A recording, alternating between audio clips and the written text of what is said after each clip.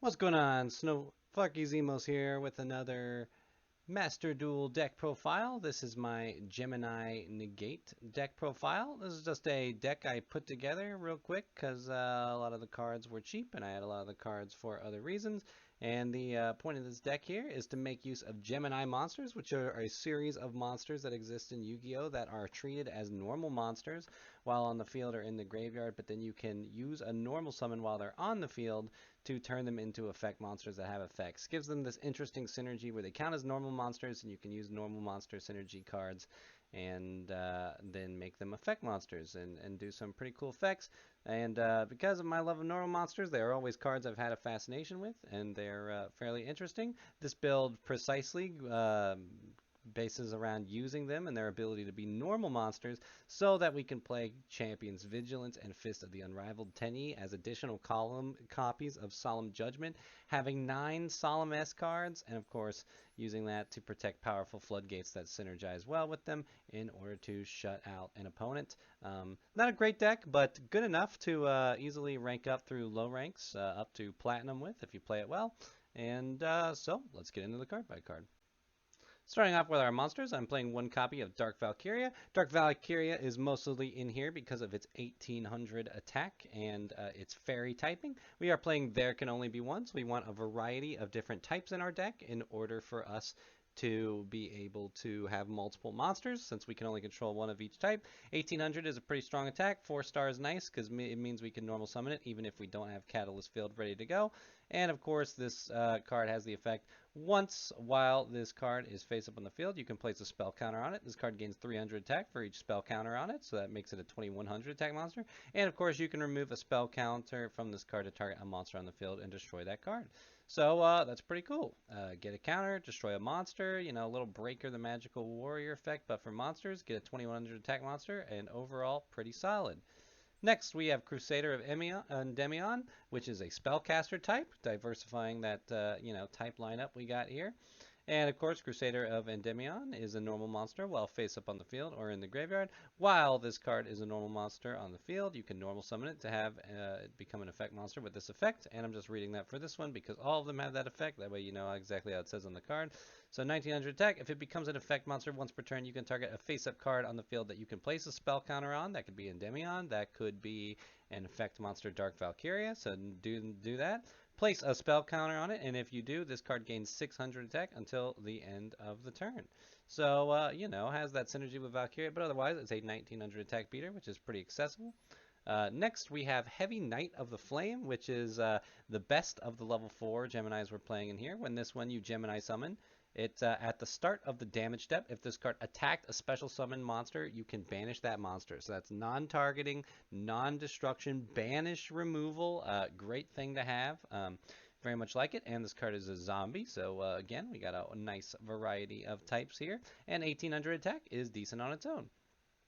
Next up for monsters, I'm playing a copy of Phoenix Carefree, 2800 attack warrior monster. When you Gemini summon it, it has an effect that if your opponent activates a spell card, target a Gemini monster in your graveyard, special summon that target. Then during either player's turn, when a spell or trap card is activated that targets a monster on the field, send a face-up equip card you control to the graveyard, negate the activation, and if you do, destroy it. We're not doing any equips in this, so we're not using that effect. But that first effect, the special summon a Gemini monster from the grave when your opponent plays a spell or trap, is pretty cool. We will, when your opponent plays a spell, and that's pretty sweet. Next, we're playing a copy of Darkstorm Dragon, Dragon Monster with 2700 attack, 8 stars. Now, these 8-star monsters are easier to summon than you think because of the field spell, which we'll cover in a bit.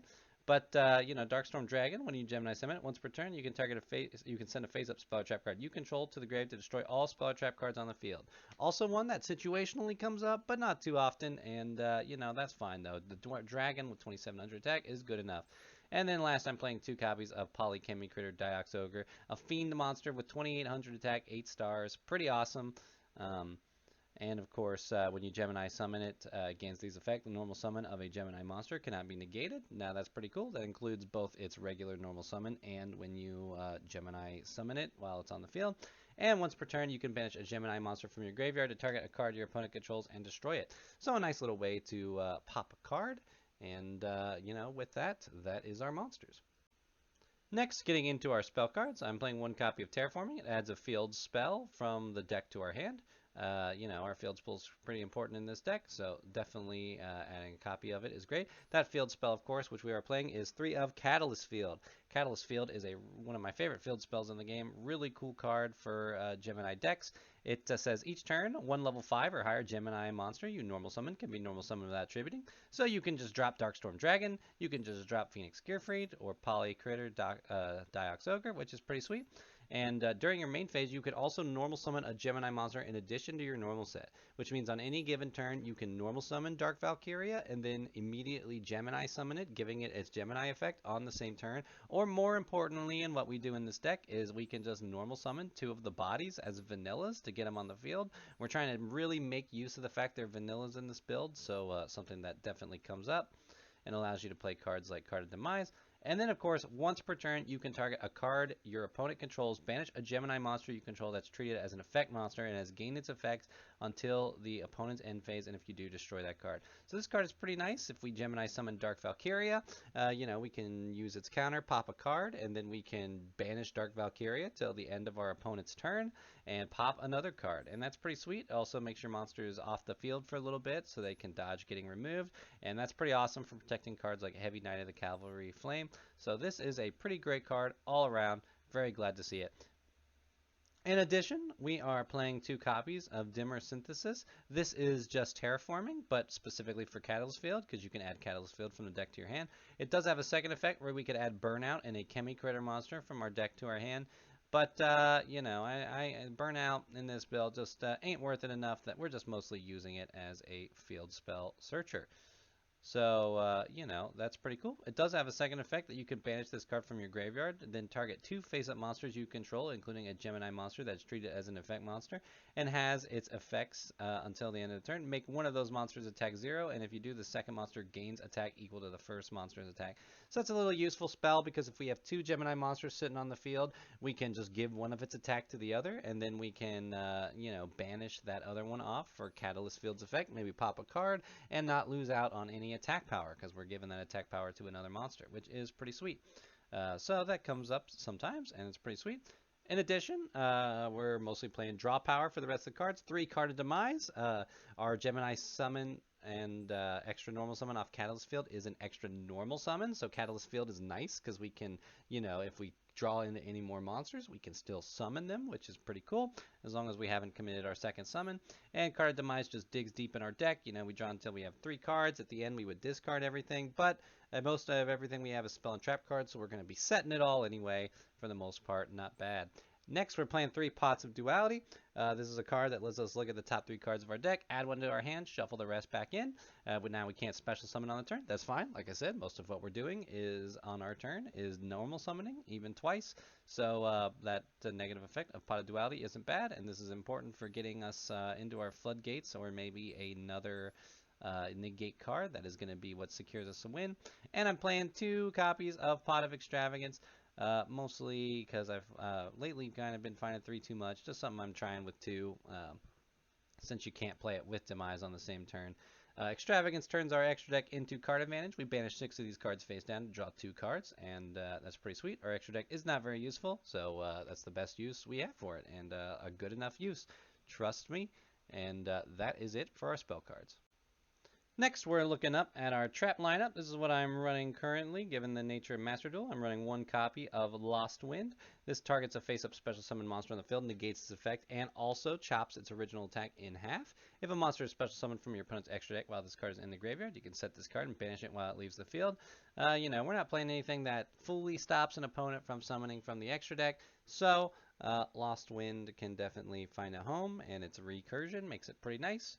Next, I'm playing 2 copies of Heavy Stormduster. This card's a lot better in Master Duel, where Best of 1 format encourages a little bit more trap card-based decks, and Eldritch play, things like that. Heavy Stormduster is just a trap card that targets up to 2 spells and traps on the field, destroys them in exchange for a battle phase, which is not a big deal, because we're usually playing this at an opponent's turn, and, that is perfectly fine. Next, I'm playing 3 copies of Solemn Judgment. We pay half our life points to negate a summon or a spell or trap card activation. Half life points to just say no to a card. Pretty sweet. Next, I'm playing 3 Champions Vigilance, perhaps a little overkill. Maybe you might want to sub these out for another Lost Wind, but as one of my favorite cards, I have to insist on playing it at 3. Now, this is a card that says if you control a level 7 or higher normal monster, when a monster would be summoned or a spell trap card is activated, negate the summon or activation, and if you do, destroy that card. What's nice about this is Phoenix Gearfried, Darkstorm Dragon, Polychemy Critter, Diox Ogre. These are all level 7 or higher monsters, and if you normal summon them and don't Gemini summon them, they're going to be on the field as normal monsters, making Champion's Vigilance live, and kind of maybe one of the appeals of this build for me is getting 3 copies of Champion's Vigilance. And then, of course, additionally, I'm playing 3 copies of Fist of the Unrivaled Tenyi. When a spell trap or a monster effect is activated while you control a face-up non-effect monster, that could be any of the Gemini monsters while they are not Gemini summoned, because while they are normal monsters, they count as non-effect monsters. So basically, you can negate a spell trap card or monster effect. And that's pretty sweet. 9 copies of negates, very nice, because if we set up our floodgate, which usually is our win con, we usually have so many tools to stop our opponent from outing it that it is very nice to have. Next, I'm playing 3 copies of Summon Limit. Neither player can summon more than 2 times per turn. I'm going with there can only be 1, so I can't really play Rivalry, and of course everything's got different attributes, so Gozen isn't really good. So I'm sticking with good old Summon Limit. We're not really summoning more than 2 times per turn, since that's what Catalyst Field allows us to do anyway. And, stopping opponents from summoning more than twice usually makes it hard to compete with kind of these big monsters and the ability to just destroy cards with Catalyst Field, things like that. So it's pretty nice. In historical versions of Gemini Stun, you play Skill Drain, but doesn't really work with this build because if you have Skill Drain, then you can't really use Fist of the Unrivaled or Champion's Vigilance. And I decided in this build I wanted to use those. So just going with 3 copies of Summon Limit, slow the game down to a pace where Geminis can compete. And next, I'm playing 3 copies of There Can Be Only One. Each player can only control 1 monster of each type. And if a player controls 2 or more monsters of the same type, they must send some, so they control no more than 1 type. So this card is very punishing to a lot of decks that need to have a lot of the same monsters. Flo don't want to see this, things like that. And so we're going to make use of the fact that there's Geminis of all sorts of types. And, punish our opponent, shut them down. Again, another card that slows the game down to a pace where the Gemini deck can't compete and win the game. And that is it for our main deck. Looking in our extra deck, there's not too much to talk about. Our extra deck is just filled with monsters for the second effect of Fist of the Unrivaled Tenyi, which states if this set card you control is destroyed by your opponent's card effect, you can special summon a non-effect monster from your extra deck.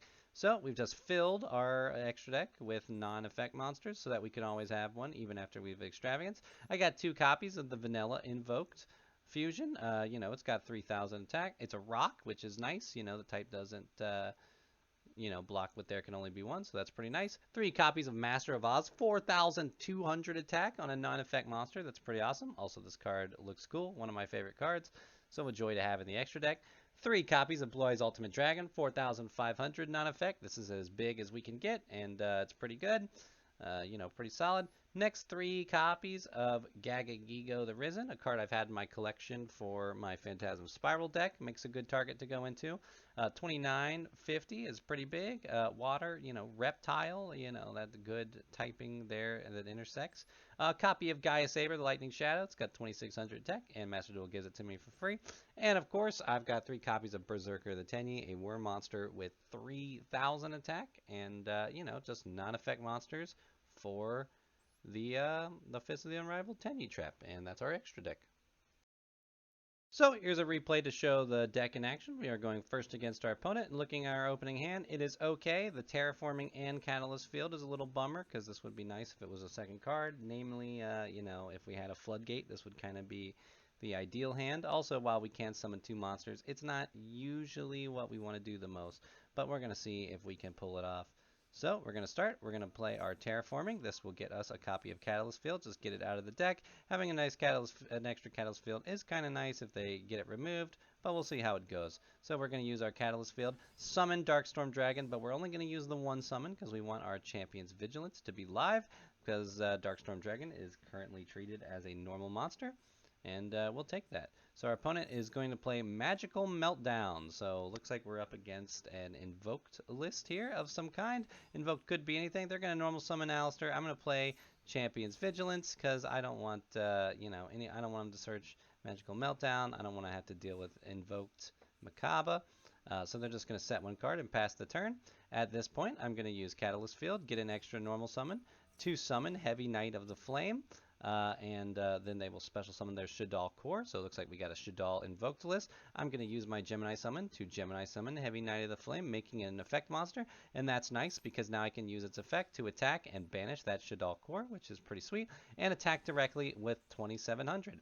Then at the end phase here, I can use Catalyst Field. I can dip my Heavy Knight of the Flame off the field to destroy Magical Meltdown, which is pretty nice, gets rid of it, and keeps my Heavy Knight of the Flame safe. Now, I do have Summon Limit, which is a little bit nicer. They're going to go into Alistair, which is pretty cool.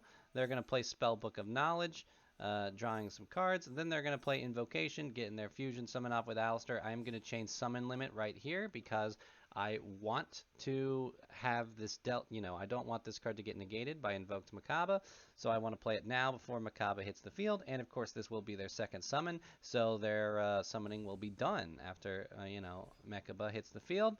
Now they're going to use, of course, Invocation to put Alistair back, and they will, of course, use Alistair to, buff up the Makaba so it can destroy my Darkstorm Dragon. And, but this is why we have Heavy Knight of the Flame, which is pretty cool. So, of course, I'm going to use Catalyst Field to,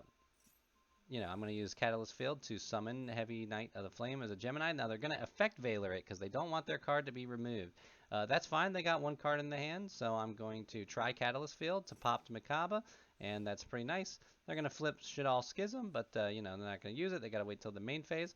They are going to pass the turn, and I'm going to take advantage of this to pop the 2 cards with my Heavy Storm Duster, try to get in for some damage. Heavy Knight of the Flame is back. They're running low on cards. They only got 2 cards. I'm going to summon a second Heavy Knight of the Flame and Gemini summon it, get both of these cards going, and that, puts my opponent in a spot where they don't draw what they need to keep going, and they are going to scoop. And that's the deck in action. So that is it for my Gemini Negate deck profile here. Like I said, just a silly deck that I can put together and play through low-ranked Master Duel just perfectly fine. Used a lot of cards in my collection, so it didn't cost me some extra dust, and lets me use some of these cool Gemini monsters that I'm quite a big fan of. So. Pretty solid. I'm quite pleased with it. So let me know what you think. I'd love to know what you're doing with any of the Gemini monsters. If you're a fellow Gemini player, we can talk about it in the comments below. And until then, I'll see you in the next one.